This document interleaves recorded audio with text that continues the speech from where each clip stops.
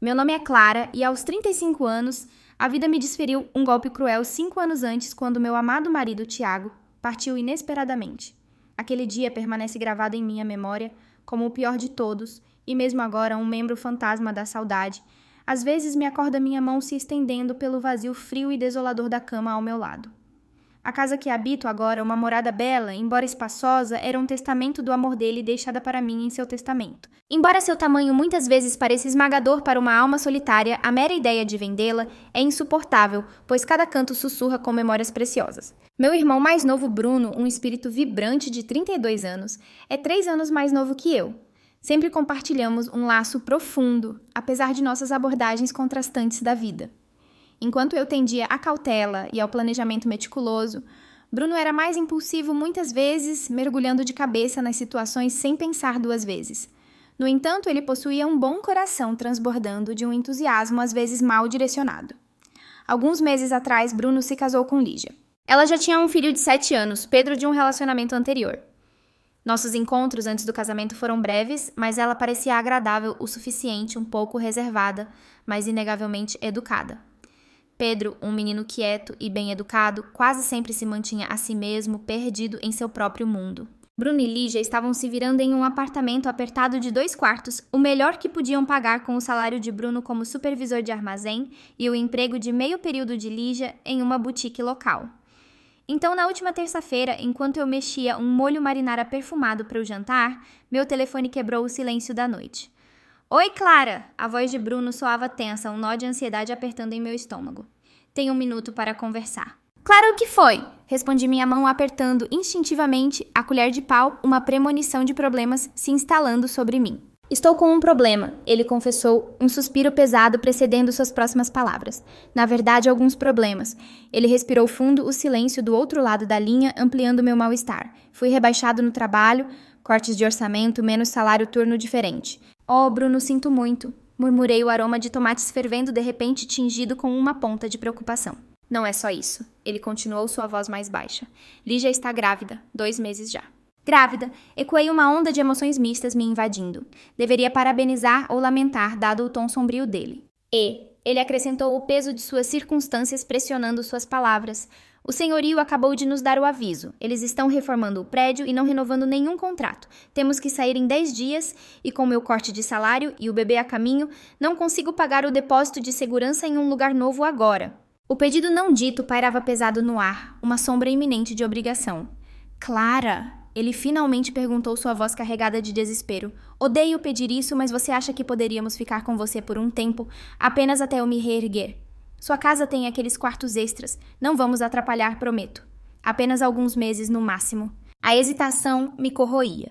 Minha casa tinha 3 quartos não utilizados, testemunhas silenciosas da ausência de Tiago.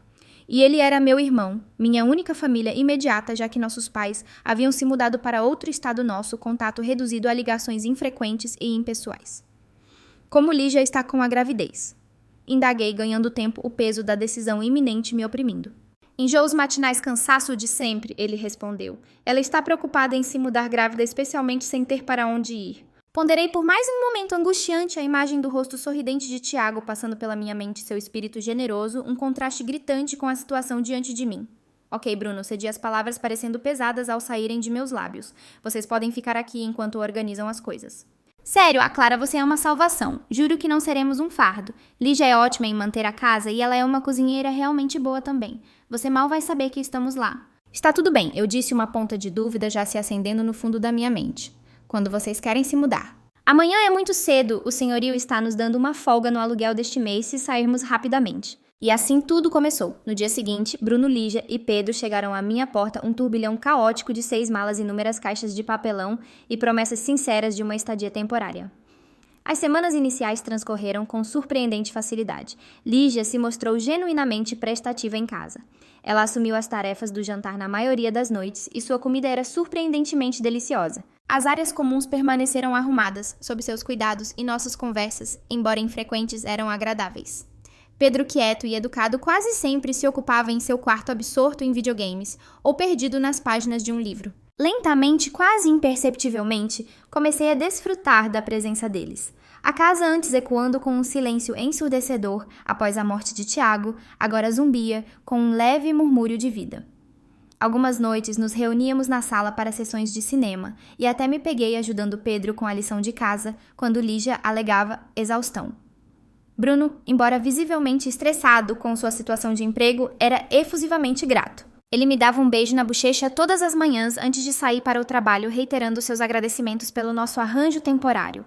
Apenas mais alguns meses, ele me assegurava, estou enviando candidaturas para empregos melhores todos os dias. Certa tarde ensolarada, enquanto eu ajudava Lígia a dobrar a roupa na sala, ela comentou casualmente. Sabe, eu estava tão nervosa em me mudar para cá, mas você facilitou muito. Bruno frequentemente intervinha com pronunciamentos sinceros, como você foi a melhor irmã que alguém poderia pedir. Um caloroso brilho de satisfação se espalhou por mim, validando minha decisão de abrir meu lar. Era bom ter companhia. A casa finalmente parecia viva novamente. Bem vai ficar ainda mais animada quando este pequenino chega. Lígia riu, acariciando sua barriga ainda plana. Durante aquelas semanas iniciais, uma frágil sensação de esperança floresceu dentro de mim. Acreditei que tudo daria certo. Eu estava apoiando meu irmão em um período difícil, forjando uma conexão com minha nova cunhada e antecipando a chegada de uma nova sobrinha ou sobrinho. Eu não tinha a menor ideia da mudança rápida e dramática que estava prestes a despedaçar essa frágil paz. Cerca de um mês após a mudança deles, rachaduras sutis começaram a aparecer na fachada agradável de Lígia. Um jantar pulado aqui, um banheiro perpetuamente bagunçado ali. Seu horário de sono tornou-se cada vez mais errático e ela se recolhia ao quarto deles por períodos mais longos, a televisão um zumbido constante e abafado. Quando eu voltava para casa depois de um longo dia no escritório, os pratos do café da manhã frequentemente permaneciam empilhados na pia, um testemunho silencioso de sua inércia, e os brinquedos de Pedro jaziam espalhados pela sala como minas terrestres. Ela só está cansada da gravidez. Bruno oferecia como explicação quando eu casualmente mencionava a mudança em seu comportamento. O primeiro trimestre é o pior, ela vai se recuperar. Tentei ser compreensiva, lembrando-me de que nunca havia experimentado a gravidez e não tinha o direito de julgar seu desconforto. Consequentemente, assumi a tarefa limpando depois do jantar e ajudando Pedro com a lição de casa com mais frequência. Então veio o sábado que alterou irrevogavelmente o delicado equilíbrio de nossa casa. Era o sombrio 5º aniversário da morte de Tiago, um dia que eu tradicionalmente marcava com um jantar tranquilo compartilhado com alguns amigos próximos que o amavam, um pequeno ato de lembrança para manter sua memória viva. Eu havia mencionado isso a Bruno e Lígia com uma semana de antecedência. Apenas um aviso, eu disse tentando manter meu tom leve. Vou ter alguns amigos em casa no sábado. Tentaremos manter o silêncio, mas usaremos a sala de jantar e a sala de estar. Lígia apenas assentiu, os olhos grudados no telefone, oferecendo um desdenhoso "tanto faz". Naquela noite, meus amigos chegaram por volta das 6 horas, a presença deles um bálsamo reconfortante para meu coração ainda dolorido. Estávamos reunidos ao redor da mesa de jantar, pratos vazios afastados folheando delicadamente álbuns de fotos antigas, compartilhando anedotas e risadas tingidas de uma nostalgia agridoce, quando Lígia irrompeu na sala como um trovão. Seus cabelos estavam despenteados e ela estava vestida com uma camiseta manchada e calças de pijama que não combinavam o rosto contorcido de fúria. "Que diabos está acontecendo aqui?"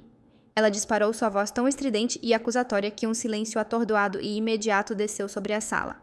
"Estamos apenas jantando, Lígia", respondi cuidadosamente, minha voz traindo um tremor de descrença. "Lembra, mencionei na semana passada. Vocês estão fazendo muito barulho. Posso ouvi-los rindo pelas paredes e estou tentando descansar. Esse barulho não faz bem para o bebê", ela declarou, os olhos faiscando de indignação. Minha amiga Carla, sempre a pacificadora, falou gentilmente. "Sentimos muito, Lígia. Não percebemos." "E quem é você?" Lígia a interrompeu rudemente, seu olhar varrendo meus amigos perplexos com aberta hostilidade. "Não importa, não me importo. Todos vocês precisam sair agora." A sala permaneceu suspensa em um silêncio constrangedor denso de tensão não dita. Meus amigos trocaram olhares desconfortáveis e confusos, suas expressões espelhando meu próprio choque e mortificação. Senti meu rosto corar com um potente coquetel de vergonha e raiva crescente. "Ninguém vai sair, Lígia", afirmei com firmeza, minha voz ganhando uma ponta de aço. "Esses são meus amigos íntimos, e estamos honrando a memória do meu marido hoje. Não estamos fazendo barulho, estamos simplesmente conversando e olhando fotos." "É o dia da morte do seu marido." Lígia zombou, sua voz pingando desdém. "Bem, ele está morto há anos, supere isso logo." Ela me encarou, depois meus amigos atônitos, seu desprezo palpável. "Isso é ridículo. Preciso de paz e sossego." Com isso, ela se virou e saiu furiosamente da sala, o estrondo retumbante da porta pontuando sua saída dramática. Meus amigos, que Deus os abençoe, tentaram fingir que a cena feia não havia ocorrido, mas a delicada atmosfera da noite havia sido irrevogavelmente quebrada. Eles saíram cedo oferecendo abraços apertados na porta e lançando olhares preocupados para a porta fechada do quarto. Naquela noite, esperei por Bruno o ressentimento borbulhante dentro de mim, ameaçando transbordar. Quando ele finalmente chegou em casa de seu turno noturno, o cansaço gravado em seu rosto pouco fez para abrandar minha fúria. Sua esposa acabou de me humilhar na frente dos meus amigos. Comecei minha voz tremendo de raiva reprimida. Ela disse a eles para saírem da minha casa e disse coisas absolutamente vis sobre Tiago. Bruno esfregou os olhos cansados, um suspiro exausto escapando de seus lábios. Sinto muito por isso, Clara. Ela tem tido muita dificuldade com mudanças de humor. Os hormônios da gravidez estão realmente afetando-a muito. Gravidez não lhe dá o direito de ser cruel e desrespeitosa, Bruno. Retruquei minha voz aumentando apesar de meus esforços para permanecer calma. Eu sei. Ele apaziguou passando a mão pelos cabelos despenteados. Vou conversar com ela, prometo. Apenas tente dar-lhe um desconto, por favor, por mim. Relutantemente concordei, principalmente porque temia um confronto com meu irmão. No entanto, qualquer que seja a conversa que Bruno teve com Lígia, não fez absolutamente nada para melhorar seu comportamento atroz. Na verdade, as coisas pioraram com alarmante velocidade. Ela começou a reclamar incessantemente sobre tudo o aroma do meu café da manhã, o volume da minha televisão à noite, até mesmo o perfume que eu usava há anos. Esse cheiro me dá vontade de vomitar. Ela anunciava dramaticamente se eu ousasse aplicar um toque de fragrância. Você está tentando envenenar meu bebê. Certa noite, enquanto eu preparava um simples jantar de espaguete, o aroma de alho enchendo a cozinha, Lígia entrou e imediatamente colocou a mão sobre o nariz, o rosto contorcido em nojo exagerado. Deus, esse alho está me deixando doente. Você sabe que não suporto cheiros fortes agora. Estou apenas fazendo o jantar, Lígia, respondi, minha paciência esgotando-se. Bem, faça outra coisa. Ou melhor ainda, não cozinhe nada. Sua comida sempre fede a casa inteira. Esse foi o ponto de ruptura. Desliguei o fogão, o molho fervente abandonado e peguei minha bolsa. Ótimo, retruquei minha voz tensa de raiva. Cozinhe seu próprio jantar se o meu é tão ofensivo. Depois disso, parei de cozinhar em casa por completo. Comecei a almoçar no trabalho e a pegar comida para a viagem no caminho para casa, uma alternativa cara, mas aparentemente menos confrontadora para lidar com a constante enxurrada de reclamações de Lígia. O comportamento de Pedro também sofreu uma transformação perturbadora. O menino antes educado e quieto, agora respondia aos meus simples pedidos com um revirar de olhos e desrespeito flagrante. Pedro, você poderia, por favor, pegar sua mochila no corredor? Perguntei certa tarde, meu tom gentil. Por que eu deveria? Ele retrucou sua voz, carregada de uma insolência recém-descoberta. Você não é minha mãe. Minha mãe diz que não preciso fazer o que você disse. Fiquei totalmente chocada sem saber como responder a tamanha desafio que palavras venenosas Lígia vinha lhe dando. Meus amigos, antes uma fonte de conforto e normalidade, pararam de me visitar. A última vez que Ana havia vindo, Lígia havia irrompido pela sala não menos que 3 vezes, batendo portas e murmurando alto o suficiente para ouvirmos sobre pessoas inconsideradas e poluição sonora. Abaixe essa TV! Ela havia gritado do corredor, apesar do fato de a televisão nem estar ligada. Apenas ignore-a, eu sussurrei para uma Ana perplexa, meu rosto queimando de vergonha. À medida que a gravidez de Lígia progredia, suas exigências aumentavam em frequência e absurdo. Ela reorganizou meus armários da cozinha, sem sequer uma palavra reclamou incessantemente da pressão da água no chuveiro e até criticou minha escolha de sabão em pó. Certa noite, particularmente frustrante, encontrei Bruno sozinho na cozinha, olhando fixamente para a geladeira e decidi abordar o assunto que pesava muito em minha mente há semanas. Bruno, comecei tentando manter minha voz equilibrada, apesar da crescente maré de ressentimento. Sei que as coisas estão difíceis, mas você já começou a procurar seu próprio lugar. Ele evitou meu olhar, seus olhos fixos nas prateleiras meio vazias. Tenho economizado, mas os aluguéis estão uma loucura agora. E com o bebê chegando, precisamos de algo maior do que tínhamos antes. Só mais um pouco de tempo, Clara, prometo. Senti uma doroca de decepção se instalando em meu peito. Um pouco mais de tempo já havia se estendido de semanas a meses e uma suspeita incômoda começou a se enraizar. Eles realmente pretendiam ir embora. No dia seguinte, enquanto Bruno estava no trabalho, Lígia deixou cair uma bomba durante um café da manhã tenso e silencioso. Então ela começou casualmente, espalhando uma grossa camada de geleia na torrada quando você planeja se mudar. Quase me engasguei com meu café morno. Perdão. Esta casa, ela afirmou com naturalidade, como se estivesse discutindo o tempo. Bruno disse que precisaremos do quarto extra para o bebê. Seu quarto seria perfeito para um berçário. E nessa declaração casualmente arrepiante, a verdade horripilante me ocorreu. Não se tratava apenas de dificuldades temporárias, era uma tomada calculada. Olhei para Lígia, minha mente em pânico tentando processar a audácia de suas palavras. Não vou sair da minha própria casa. Finalmente consegui balbuciar a incredulidade evidente em minha voz. Ela riu um som curto e desdenhoso que me causou um calafrio na espinha. Esta não é sua casa, Clara. É a casa do Bruno. Ele a herdou de seus avós. Ele está apenas deixando você ficar aqui temporariamente porque você estava passando por um momento difícil depois que seu marido morreu. Mas já faz 5 anos. Hora de seguir em frente. Fiquei completamente sem palavras, o sangue correndo frio em minhas veias. Precisava falar com Bruno imediatamente e desvendar essa teia de mentiras e engano. Naquela noite, no momento em que Bruno entrou pela porta, depois do trabalho, o encurralei na cozinha, enquanto Lígia estava no chuveiro, o som rítmico da água em forte contraste com a turbulência que fervilhava dentro de mim. Precisamos conversar sobre o que você disse à sua esposa sobre esta casa. Comecei minha voz baixa e perigosa. Ela pensa que você é dono desta casa. Ela me disse que preciso sair para abrir espaço para o bebê. Que diabos, Bruno? Ele passou a mão pelo cabelo, os olhos desviando nervosamente pela cozinha. Posso explicar. Explicar o quê? Bruno, explicar como você pôde mentir tão descaradamente. Quando conheci Lígia, ele confessou sua voz mal acima de um sussurro.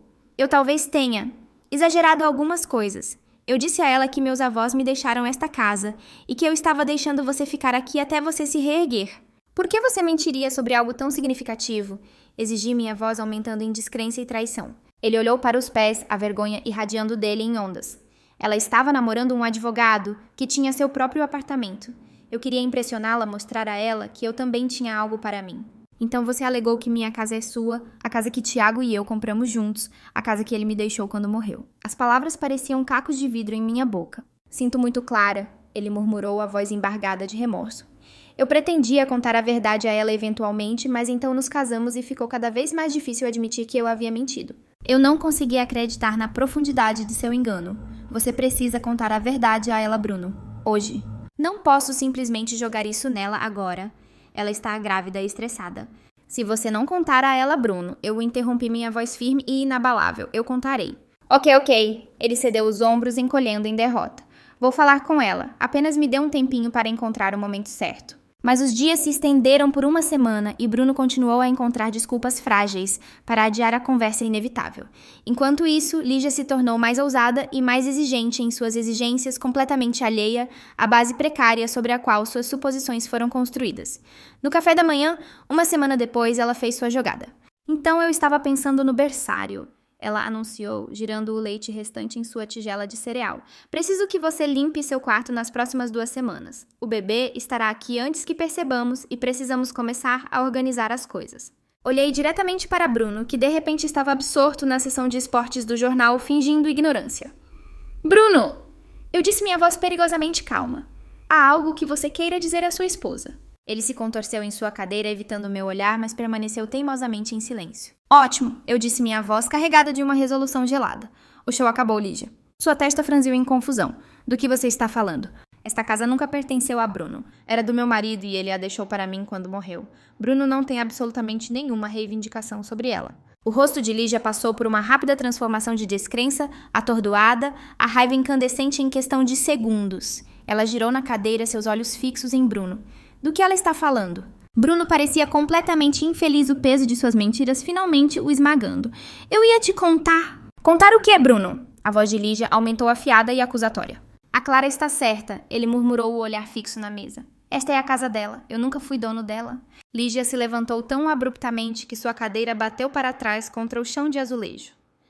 Você tem mentido o tempo todo. Você me disse que seus avós deixaram este lugar para você. Eu sei e sinto muito, Bruno gaguejou, o rosto pálido de medo. Eu não queria te preocupar. Me preocupar! Lígia gritou, a voz falhando de fúria. Você é um idiota, Bruno, um completo perdedor. Ela saiu furiosamente da cozinha, batendo a porta do quarto com tanta força que os pratos no armário chacoalharam perigosamente. Eu ingenuamente acreditei que seria o fim. Certamente, depois de descobrir a extensão do engano de Bruno, Lígia ficaria mortificada, muito envergonhada, para permanecer sob meu teto. Eu os imaginei fazendo às malas suas promessas de uma estadia curta, ecoando com amarga ironia, enquanto finalmente partiam, deixando-me para recuperar minha existência pacífica. Eu estava terrivelmente errada.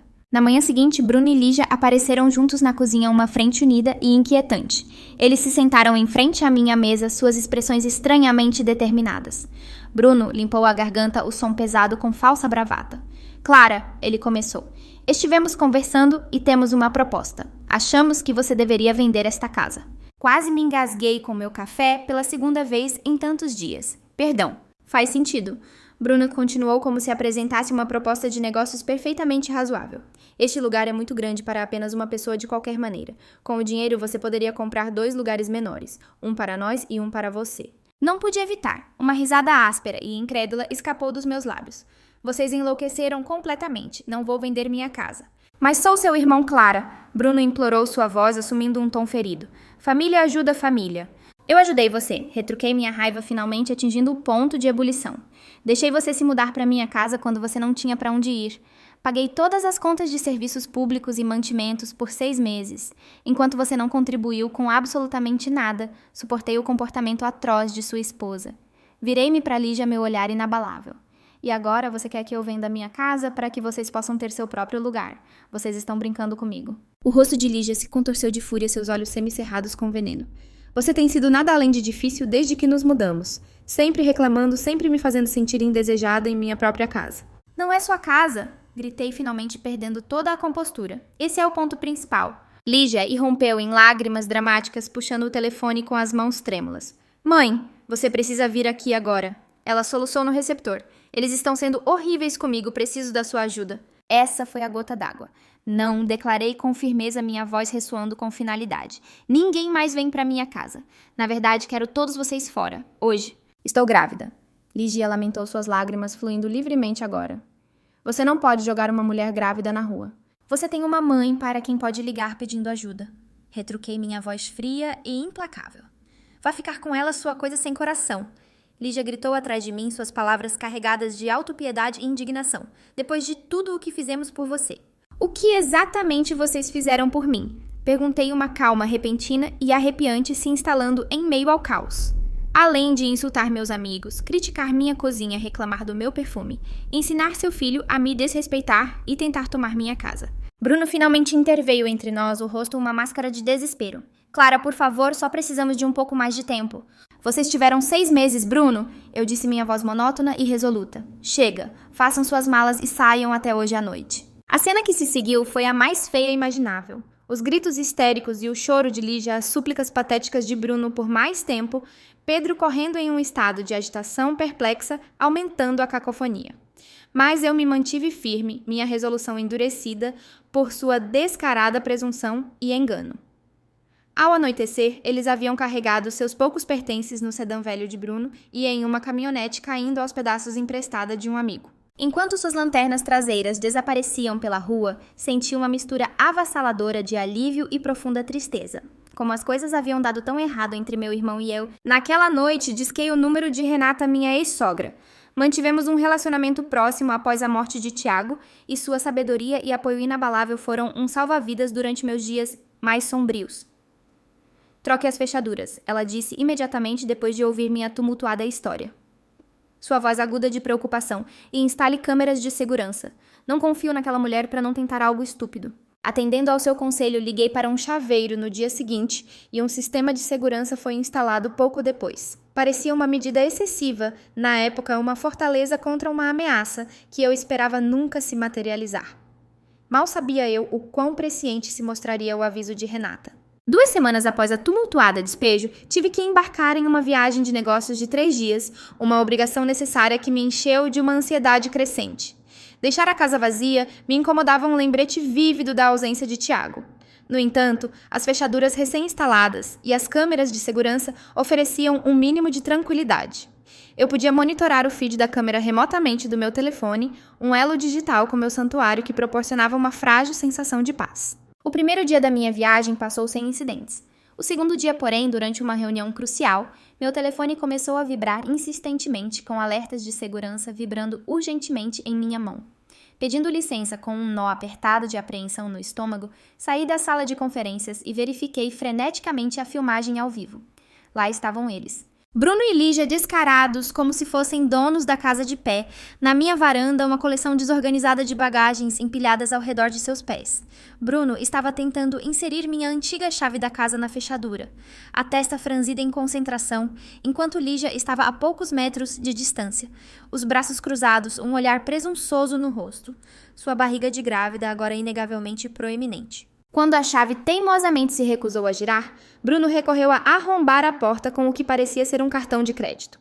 Foi nesse exato momento que o grito estridente do sistema de alarme quebrou o silêncio suburbano, fazendo com que ambos corressem de volta para o carro, seus rostos máscaras de pânico assustado, abandonando as malas em sua retirada apressada. Eles voltaram meros minutos depois, seu choque inicial substituído por uma urgência furiosa para pegar seus pertences antes de disparar pela rua. Fiquei completamente atordoada, minha mente girando com sua audácia. Eles realmente tentaram invadir minha casa. Se eu não tivesse atendido ao aviso de Renata e trocado as fechaduras, teria voltado da minha viagem para encontrá-los confortavelmente instalados de volta em minha casa, sem dúvida, armados com alguma história fabricada de uma emergência ou mal-entendido. Uma onda de náuseas me invadiu, a traição cortando mais fundo do que eu imaginava ser possível. Naquela noite, sozinha, em meu quarto de hotel estéril, fiz algo que não fazia há anos. Liguei para meus pais. Nosso relacionamento sempre foi tenso, cheio de desaprovação não dita. Eles nunca haviam verdadeiramente aceito Tiago, acreditando que eu havia me casado muito jovem, e geralmente encontravam falhas em minhas escolhas de vida. O abismo entre nós havia aumentado após a morte de Tiago, suas platitudes bem-intencionadas, mas em última análise inúteis, irritando minha dor crua. Nosso contato havia diminuído para ligações breves e protocolares em aniversários e feriados. Clara, está tudo bem. Minha mãe atendeu a voz carregada de surpresa com a ligação inesperada. Nem tanto, mãe. Confessei a barragem de minha compostura cuidadosamente construída finalmente cedendo. E então toda a sorte da história jorrou de mim em uma torrente de emoção a chegada manipuladora de Bruno, a crescente hostilidade de Lígia, suas exigências ultrajantes e finalmente a chocante tentativa de arrombamento. Eu simplesmente não sei mais o que fazer, solucei o peso de sua traição me esmagando. Ele é meu irmão, mas eu nem o reconheço agora. Um longo silêncio se estendeu pelas milhas pesado com o entendimento não dito. Então minha mãe suspirou profundamente, um som que dizia muito. Ah, Clara, Bruno nos ligou na semana passada perguntando se ele e sua família poderiam ficar conosco por um tempo.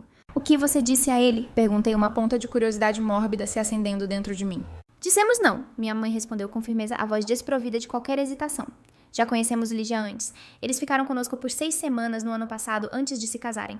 Aquela mulher quase nos levou à loucura com suas reclamações constantes e exigências irracionais. Seu pai nem conseguia assistir aos jogos de futebol, porque ela alegava que o barulho lhe dava enxaquecas. Pela primeira vez em anos, uma conexão genuína surgiu entre minha mãe e eu. Ela entendeu em primeira mão o calvário que eu havia suportado. Então, o que eu faço agora, mãe? Perguntei, buscando sua orientação com uma humildade recém-descoberta. Mantenha a distância clara. Ela aconselhou, a voz carregada de uma sabedoria duramente conquistada. Aquela mulher é tóxica e, infelizmente, Bruno não consegue ver. Talvez um dia ele veja, mas até lá você precisa se proteger. Conversamos por quase 1 hora naquela noite, uma conversa que fluiu com uma facilidade e profundidade que estiveram ausentes por anos. No momento em que desligamos, senti uma sensação de cura começar a florescer dentro de mim, o peso do isolamento ligeiramente diminuído.